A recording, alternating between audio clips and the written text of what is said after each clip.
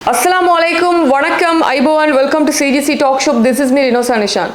நம்ம நாட்டில் என்னதான் நடக்குது? நல்லா படித்தவங்க ரொம்ப வருஷமாக கஷ்டப்பட்டு ஒரு மிகப்பெரிய ஒரு உச்சத்தை அடைந்து மிகப்பெரிய ஒரு பொறுப்பு கூற வேண்டிய ஒரு சேவையில் இருந்துட்டு இருக்க வேண்டிய மனிதர்களுக்கு என்னதான் நடக்குது? ஒரு போலீஸ்மா அதிபராக இருந்தவர் தன்னைத்தானே துப்பாக்கியால சுட்டுக்கிட்டாரு அப்படிங்கிற ஒரு செய்தியை படிக்கிறோம். ஒரு காவல்துறையில் இருக்கக்கூடிய அதிகாரி தன்னைத்தானே துப்பாக்கியால சுட்டு இறந்து கிடக்கிறாரு. ஒரு 4 நாட்களுக்கு முன்பாக ஒரு விகாரையில் நடந்தது. இன்னைக்கு ஒரு மயக்கவியல் வைத்தியர், ஒரு வைத்திய நிபுணர் அவராத்தான் சில மாத்திரைகளை விழுங்கி உயிரிழந்தாரா அப்படிங்கிற மிகப்பெரிய கேள்வி எழுப்புது. ஒரு வைத்திய நிபுணராக வாரத்துக்கு எத்தனை வருஷம் கஷ்டப்பட வேண்டியதா இருக்கும்? 1 வருஷம் 2 வருஷம் படிப்பு கிடையாது, கிட்டத்தட்ட 20 வருஷங்கள் முதலாம் ஆண்டுல இருந்து அதுக்கப்புறம் A level, O level, அதுக்கப்புறம் யூனிவர்சிட்டி, அது இதுன்னு சொல்லிட்டு அதுல வேற ஸ்பெஷல் பண்ணி எவ்வளோலாம் காலத்தை கடத்தி ஒரு சொசைட்டிக்காக நம்ம சேவை செய்ய போறோம் அப்படின்னா ஒரு நிபுணராக வாரது அப்படிங்கிறது சின்ன விஷயமா என்ன? இன்னைக்கு ஒரு காணொளி வருதுங்க. நம்ம நாட்டிலே அது நடந்துச்சுன்னு ஃபர்ஸ்ட் எனக்கு பார்க்க தோணுச்சு. ஏதாச்சும் ஒரு உத்தரப்பிரதேசம் இல்லை வேற பாகிஸ்தான் வேற எங்க சைடு நடந்த மாதிரி, வேறொரு நாட்டில் நடந்த மாதிரி இருந்துச்சு அந்த சீன். ஒரு அடர்ந்த காட்டு பகுதி, காட்டுக்கு நடுவில் ஒரு கல், அந்த கல்லுக்கு மேல ஒருத்தர் அப்படியே நிமிர்ந்து படுத்திருக்கிற மாதிரி ஒரு காணொளி. என்ன ஆச்சு இவருக்கு, யார் இவர் அப்படின்னு பார்க்கும் பொழுதுதான் தகவல்கள் வெளியே வருது. அவர் ஒரு வைத்தியர், ஒரு மயக்கவியல் நிபுணர், சனங்களுக்கு மிகவும் துல்லியமான சேவையை செய்யக்கூடிய, அன்பாக பழகக்கூடிய ஒரு மனிதர். என்ன ஆச்சு இவருக்கு, எப்படி இதை கண்டுபிடிச்சாங்க அப்படின்னு பார்க்கும் பொழுது இப்போ வரைக்கும் இந்த செய்தியை நான் எடுத்துட்டு இருக்கிற இந்த 7:30 மணி வரைக்குமே ஒரு தகவல் போலீசார் சந்தேகிக்கிறாங்க. என்னன்னா இது அவராக தான் செஞ்சுக்க வாய்ப்பு இருக்கு, அவர் தான் தன்னோட உயிரை எடுத்திருக்காரு. ஏன்னா அவருக்கு பக்கத்துல ஒரு 3 வகையான மருந்துகள் இருந்துச்சாமே அப்படிங்கறதுதான் மிகப்பெரிய விஷயம். டாக்டர் பிரபாத் அனுராத தயாரத்ன கினிகத்தனையை சேர்ந்தவர், பதுல்லையில வசித்து வரக்கூடியவர். ஏன் பதுல்லையில வசிச்சு வர்றார் அப்படின்னா, பதுல்லை போதனா வைத்தியசாலை, பதுல்லை டீச்சிங் ஹாஸ்பிட்டல்ல மயக்கவியல் வைத்தியராக பணிபுரியக்கூடிய ஒரு மனிதர். இதற்கு முன்பாக பதுலை ஹாஸ்பிட்டல்ல மயக்கவியல் நிபுணராக ஒர்க் பண்ணிட்டு 3 ஆண்டு காலங்கள் அங்க ஒர்க் பண்ணிட்டு அதுக்கப்புறம் இங்க பதுல்ல டீச்சிங் ஹாஸ்பிட்டல்ல 1 வருஷம் கூட முடியாத ஒரு டைம்ல அவருக்கு என்ன ஆச்சு, என்ன மன அழுத்தம், ஒரு மன அழுத்தத்துக்கான மருந்துகள் எடுத்துட்டு இருந்தாராம். ஒரு மயக்கவியல் நிபுணர், ஒரு அறுவை சிகிச்சை செய்யக்கூடிய இடத்துல இருக்கக்கூடிய ஒரு மனிதர், மிகவும் படித்தவர், மருத்துவ பீடத்துல இருந்து படிச்சு வந்தவங்களுக்கே மன அழுத்தம்னா இப்ப நம்ம எல்லாம் எம்மாத்திரம்னு சொல்லுங்க பார்க்கலாம். இப்ப நேத்து டாக்டர் பிரபாத் அனுராத தயாரத்ன என்ன பண்றாருன்னா, காலை ஒரு 10 மணி வாக்குல பதுல்ல டீச்சிங் ஹாஸ்பிட்டல்ல ஒரு அறுவை சிகிச்சையை முடிச்சுட்டு போயிடுறாரு. அதுக்கப்புறமா ஏதோ ஒரு தேவை கருதி அங்க உள்ள டாக்டர்ஸ் இல்லைன்னா அங்க உள்ள சக ஊழியர்கள் என்ன பண்றாங்கன்னா அவருக்கு கால் பண்றாங்க, ஆன்சரே பண்றாரு இல்ல. என்ன ஆச்சு டாக்டருக்கு? நேத்து ஞாயிற்றுக்கிழமை 23ஆம் தேதி நல்லா தானே ஆபரேஷன் தியேட்டர்ல அறுவை சிகிச்சை எல்லாம் முடிச்சுட்டு போனாரு, அப்புறம் ஏன் போன் ஆன்சர் பண்ணாம இருக்காரு அப்படின்னு சொல்லிட்டு நேத்து என்ன பண்றாங்கன்னா மஹியங்கன போலீஸ் ஸ்டேஷனுக்கு கம்ப்ளைண்ட் கொடுக்குறாங்க. காலையில கொடுத்தா என்ன ஆகுது, எதுவுமே அவங்களுக்கு எந்த ஒரு ஆதாரமும் கிடைக்கல, தேடிட்டு இருக்காங்க. அதோட சேர்த்து வந்தீங்கன்னா காவல்துறை, ட்ரைப் போர்சஸும் தேடிட்டு இருக்காங்க, ஆர்மி தேடுறாங்க, விமானப்படை ஆட்கள் தேடிட்டு இருக்காங்க. ஒரு நிபுணரை காணல, ஒரு டாக்டரை காணலன்னு சொல்லிட்டு நைட்டு 10 மணிக்கு ஒரு தகவல் கிடைக்குது. இங்கன்னா பதுல்ல மஹியங்கன ரோடு இருக்கு இல்லையா, இதுல மாப்பா கடை அப்படிங்கிற ஏரியாவில் 17ஆம் கட்டை 17ஆம் மைல் கல்லுக்கு அருகில் ஒரு கார் நிக்குது. ஒரு மெரூன் கலர் நிறத்திலான ஒரு கார் நிக்குது. இது எதுக்கு இந்த கார் நிக்குது அப்படின்னு பார்க்கும்பொழுது கண்டுபிடிச்சா இது டாக்டரோட காராக தான் இருக்குன்னு கண்டுபிடிச்சிருக்காங்க போல. சரி, அந்த டைம் ஒரு ரொம்ப லேட்டான டைம், அன்டைம் ஆயிருக்கு. இந்த டைம்ல அந்த காட்டுக்குள்ள போய் என்னத்தை தேடுறது அப்படிங்கிறத விட்டுட்டு என்ன பண்ணிருக்காங்கன்னா இன்னைக்கு காலையில போய் தேடி இருக்காங்க போல. அங்க போய் தேடினா டாக்டர் பிரபாத் அனுராத தயாரத்ன கல்லுக்கு மேல இப்படி மல்லாக்க இருக்கிற மாதிரி இருக்கு. டிஷர்ட் ஒரு பக்கம் மேலே போயிருக்கு, முகம் எல்லாம் ஒரு மாதிரி இருக்கு, விஷுவலை காமிக்க முடியாது. நிறைய பேர் பார்த்துருப்பீங்க. என்னப்பா நடந்துச்சு அப்படின்னு பார்த்தா பக்கத்தில் மாத்திரைகள் கொட்டி போயிருக்கு. அவர் மன அழுத்தத்துக்கு மாத்திரைகள் குடிச்சிட்டு இருக்காரு.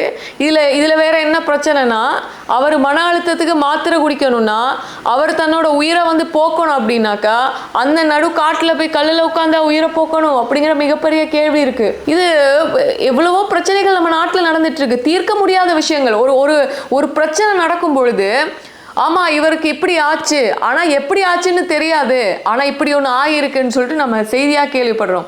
அடுத்த நாளும் அதை பத்தி பேசுறோம். அதுக்கப்புறம் பாத்தீங்கன்னா அது தொடர்பான வழக்கு விசாரணை, அதுக்கப்புறம் அந்த கேஸ் நமக்கு மறந்தே போயிடும். திரும்ப ஒரு 2 வருஷம் 3 வருஷம் கழிச்சு இவருக்கு இப்படி ஒருத்தர் இருந்தாரு, இவருக்கு இப்படி ஆச்சாமே, அந்த டைம்ல இப்படிதான் அவருக்கு நடந்திருக்காமேன்னு பொழுது நமக்கே மறந்து போயிடும். அப்போ ஒரு சில விஷயங்கள் எவ்வளவு குயிக்கா நம்ம கண்டுபிடிக்கிறோமோ அந்த அளவுக்கு தான் நமக்கு வந்து மைண்ட்ல நிற்கும். ஏன்னா அந்த அளவுக்கு ஒவ்வொரு நாளும் வந்து ஒவ்வொரு விஷயங்கள் வந்து நடந்துட்டு இருக்கு. இந்த டாக்டர் வந்து 1998-99ஆம் ஆண்டு காலப்பகுதியில் கொழும்பு பல்கலைக்கழகத்துக்கு தெரிவாகி வைத்திய பீடத்துக்கு தெரிவாகி இருக்காரு அப்படின்னு சொல்லிட்டு அவரோட படித்த ஒருத்தர் நந்தா தேரோ அப்படின்னு சொல்லிட்டு ஒருத்தர் இன்னைக்கு வீடியோ போட்டிருக்காரு. கினிகத்தெனையில மத்திய மகா வித்தியாலயத்துல நாங்கெல்லாம் ஒன்னாதான் படிச்சோம், அந்த அளவுக்கு நன்றாக படிக்கக்கூடிய ஒரு மாணவராக அவர் இருந்தார்.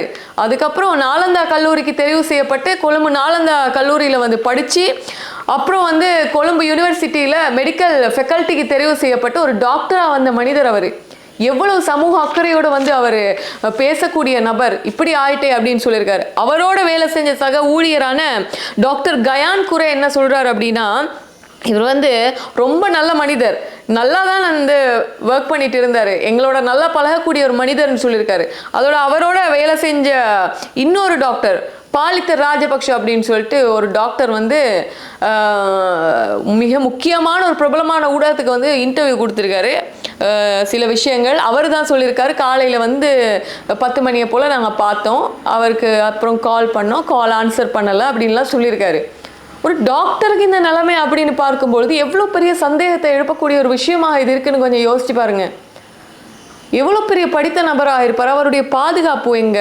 ஏன்னா அந்த கார் ஏன் அந்த இடத்துக்கு போச்சு, அந்த காரில் வேற யாராச்சும் போனாங்களா, இல்லைனா வந்து யார் அவர் அந்த நடு காட்டுக்குள்ளே கூட்டு போனது? அந்த டாக்டர் காலங்காத்தால ஆப்ரேஷன் முடிச்சதுக்கு அப்புறம் அந்த காருக்குள்ளே இருந்து குடிச்சு இறந்து போயிருப்ப கூட சரி, அவராக தான் பண்ணிக்கிட்டாரு. உங்களுக்கு ஞாபகம் இருக்கா, 3 years முன்னாடி பொரல்ல மயானத்தில் வந்து ஜனசக்தி இன்சூரன்ஸ் கம்பெனியோட டிரெக்டராக இருந்த தினேஷ் சாப்டர் அவர்கள், ஆமாம், அவருக்கு என்னாச்சுன்னு சொல்லிட்டு உங்களுக்கு ஞாபகம் இருக்கா? கடைசி வரைக்குமே இவரை யார் என்ன பண்ணாங்கன்னு சொல்லிட்டு இது வரைக்கும் ஒழுங்காக நமக்கு தகவலே கிடைக்கல.